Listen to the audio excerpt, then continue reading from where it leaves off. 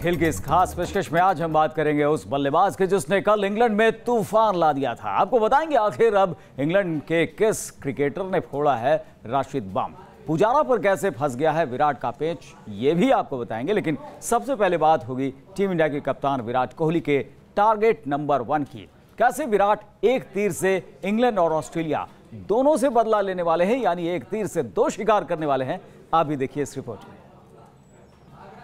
तो आपको रिपोर्ट भी दिखाएंगे किस तरह से तैयारी की है यहाँ पर विराट कोहली ने। नंबर 1 का जो है टारगेट है किस तरह से पूरा कर सकते हैं। टेस्ट सीरीज में विराट टारगेट नंबर 1 को पूरा करना चाहते हैं और इंग्लैंड पर विराट वार करके ऑस्ट्रेलिया की भी टेंशन बढ़ाना चाहते हैं। और इस पर चर्चा करने के लिए हमारे साथ मशहूर कमेंटेटर सुशील दोशी इंदौर से हमारे साथ जुड़ गए हैं।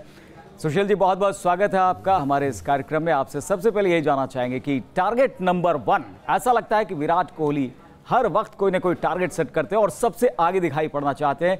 अब हिसाब भी बराबर करना है और सिर्फ एक नहीं, एक तीर से 2 शिकार करना है। ऑस्ट्रेलिया और इंग्लैंड, ये 2 टारगेट एक साथ।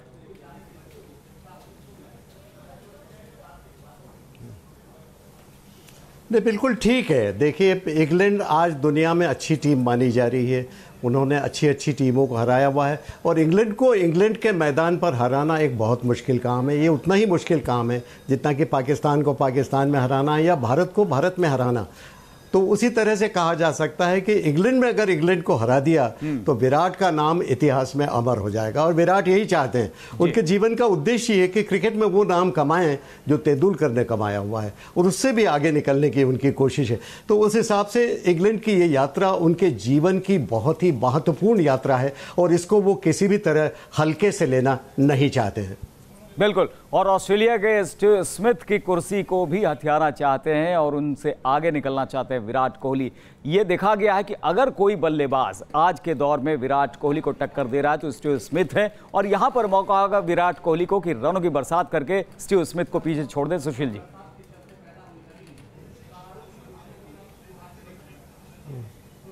हाँ बिल्कुल, स्मिथ तो खैर बड़े बल्लेबाज हैं ही, लेकिन बहुत दिनों से अंतर्राष्ट्रीय क्रिकेट से बाहर हैं। पिछली बार श्रृंखला से उन्हें बाहर कर दिया गया था और अनुशासन की कार्रवाई के कारण वे बाहर हुए। लेकिन जो रूट भी जो इंग्लैंड के हैं वो बहुत बड़े बल्लेबाज हैं।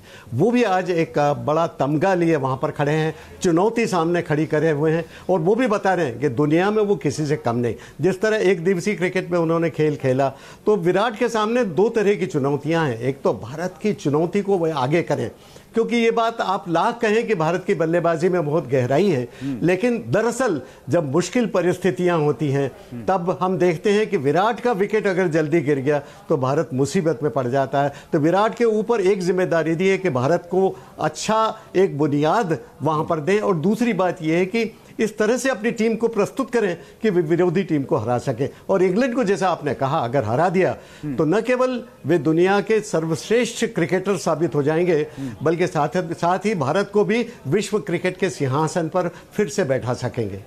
बिल्कुल। और स्टीव स्मिथ से भी आगे निकल सकते हैं। लेकिन 2014 में क्या हुआ था कोई भूल नहीं पा रहा है, क्योंकि विराट कोहली का बल्ला नहीं चला था उसमें। हिसाब बराबर हालांकि 2016 में कर लिया था सुशील जी, जिस समय ज़बरदस्त रन बरसाया था, जो होम सीरीज थी इंग्लैंड के खिलाफ, और तब 600 से ज़्यादा रन बनाए थे विराट कोहली ने। क्या वही करिश्मा यहाँ पर दोहरा पाएंगे या फिर कहीं ना कहीं 2014 की भी याद आती रहेगी? और इंग्लैंड जो है वो तो तैयारी कर रही है कि 2014 वाला ही वाकया फिर से दोहराया जाए।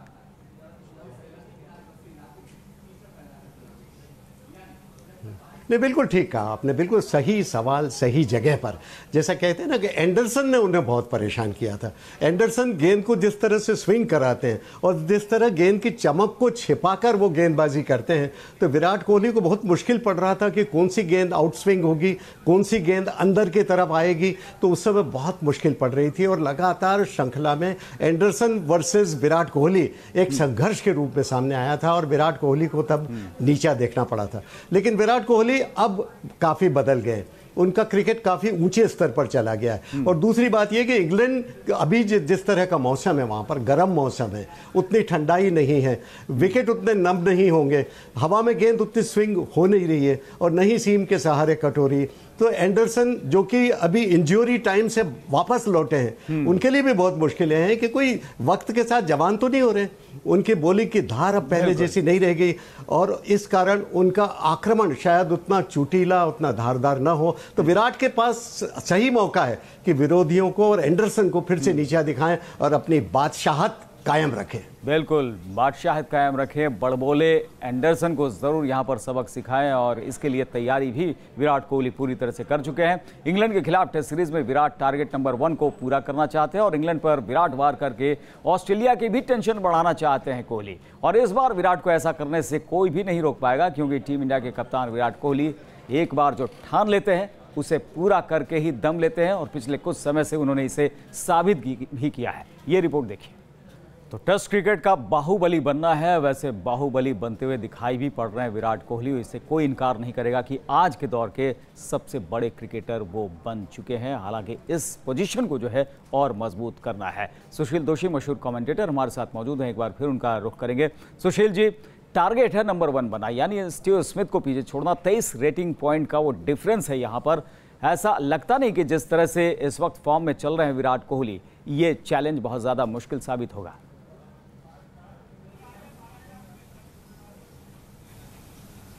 नहीं, बिल्कुल, ये तो सभी लोग कह रहे हैं कि स्टीव स्मिथ को पहले ही वो काफ़ी पीछे छोड़ चुके हैं जहाँ तक कि क्रिकेट की क्वालिटी और बल्लेबाजी की क्वालिटी का सवाल है। सभी जानते हैं कि आज वो विश्व के नंबर 1 बल्लेबाज हैं, चाहे स्पिन हो या तेज़ गेंदबाजी, दोनों को बहुत अच्छा खेलते हैं।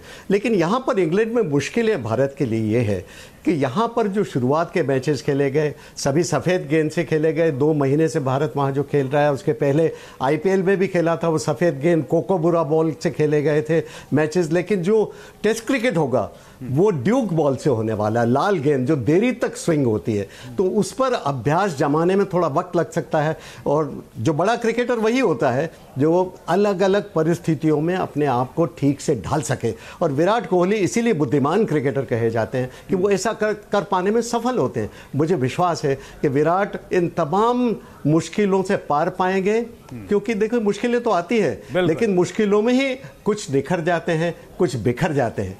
तो विराट कोहली निखरने वाले खिलाड़ी हैं, बिखरने वाले नहीं हैं। बिल्कुल, बिखरने वाले नहीं हैं, निखरते हैं। और चैलेंज जितना बड़ा होता है उतने ही ज़्यादा निखरते जाते हैं, उतने ही ज़्यादा जोर से प्रहार करते हैं विराट कोहली, और इसी के लिए जाने जाते हैं। विराट कोहली इंग्लैंड पर वार के लिए तैयार हैं और कोहली की सेना भी विराट वार के लिए तैयार हो चुकी है। लेकिन इंग्लैंड के खिलाफ टेस्ट की जंग में उतरने से पहले पुजारा का पेच फंस गया लगता है और विराट के सामने यह सवाल खड़ा हो गया है कि वो आउट ऑफ फॉर्म पुजारा को पहले टेस्ट में उतारें या फिर पुजारा को ड्रॉप कर धवन और राहुल पर भरोसा जताएं, क्योंकि चेतेश्वर पुजारा पिछले काफ़ी समय से इंग्लैंड में रनों के लिए संघर्ष करते दिख रहे हैं। काउंटी क्रिकेट में फ्लॉप होने वाले पुजारा एसेक्स के खिलाफ प्रैक्टिस मैच में भी कुछ खास नहीं कर पाए। प्रैक्टिस मैच में पुजारा पहली पारी में 3 और दूसरी पारी में 21 रन पर आउट हो गए। ऐसे में पुजारा पर दांव लगाने में कप्तान कोहली हिचकिचाते दिख रहे हैं। और सुशील जी, आपसे भी यही सवाल कि यहाँ विराट कोहली की ये हिचकिचाहट, क्योंकि पुजारा वो फॉर्म में नहीं दिखाई पड़ रहे हैं, इसलिए कह सकते हैं कि दीवार में ये थोड़ी दरार है, उसे किस तरह से भरा जाए?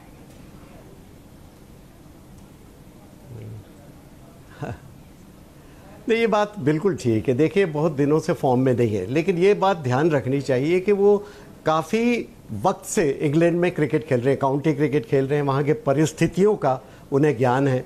और सबसे उनकी विशेषता है कि गेंद को लेट खेलते हैं, देरी से खेलने की उनकी काबिलियत है। और स्विंग होते वातावरण में जहाँ गेंद स्विंग होती हो हवा में, जैसा कि इंग्लैंड में होता है, इसमें गेंद को देरी से खेलना या लेट खेलना एक बहुत बड़ी काबिलियत माना जाता है। तो मैं समझता हूं कि उन पर भरोसा करना चाहिए। ये बात ज़रूर है कि वो काफ़ी क्राउचिंग स्टांस है उनका, नीचे झुककर ज़्यादा बल्लेबाजी करते हैं। तो भारत में तो ठीक है कि गेंद को लगभग सूंघते हुए वो बल्लेबाजी कर रहे हैं, ऐसा लगता है। लेकिन जब आप विदेशों में जाते हैं जहां उछाल ज़्यादा हो, तो वहां पर नीचे ज़्यादा झुकना आपको चोट पहुंचा सकता है। तो ये अपने आप को ढालना पड़ेगा। देखिए, बुद्धिमानी इसी में है कि आप अपने आप को सही वक्त पर ढाल लें। इंग्लैंड में इतने दिनों से खेल रहे हैं, मुझे उम्मीद है कि वो अपने आप को ढाल सकेंगे। लेकिन बड़ा सवाल यही है सुशील जी कि इंग्लैंड में इतने दिनों से खेल रहे हैं, काउंटी में खेल रहे हैं, और फिर भी ऐसा लगता है कि वो अनुभव काम नहीं आ रहा है। जो रन बनने चाहिए थे वहां के कंडीशंस में आपको उससे रूबरू हो जाना चाहिए था, एडजस्ट कर जाना चाहिए था। ऐसा होता हुआ पुजारा के साथ दिखाई नहीं पड़ा। वजह क्या लगता है आपको?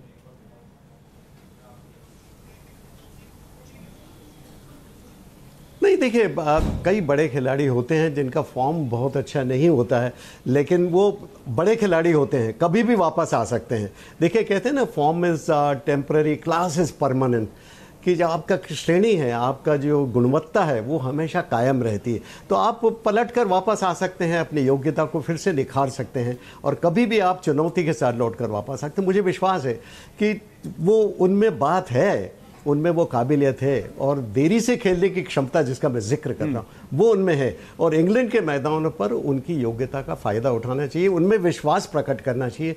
और मेरे ख्याल से अगर विराट कोहली असफल होते हैं कभी, तो सबसे ज़्यादा भरोसा हमें इन पर ही, चेतेश्वर पुजारा पर ही करना पड़ेगा।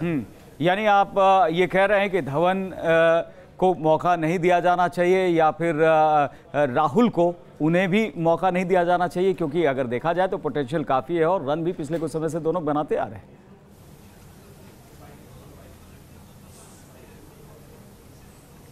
नहीं, मैं सोचता हूं कि शिखर धवन तो खिलाना ही चाहिए, क्योंकि ओपनिंग बैट्समैन की तरह वो कामयाब भी होते रहे हैं पिछले कई दिनों से, पिछले कई सीजन से हम देख रहे हैं कि अच्छी बल्लेबाजी कर रहे हैं, और left hand right hand combination जब शुरू में होता है तो अच्छा भी रहता है।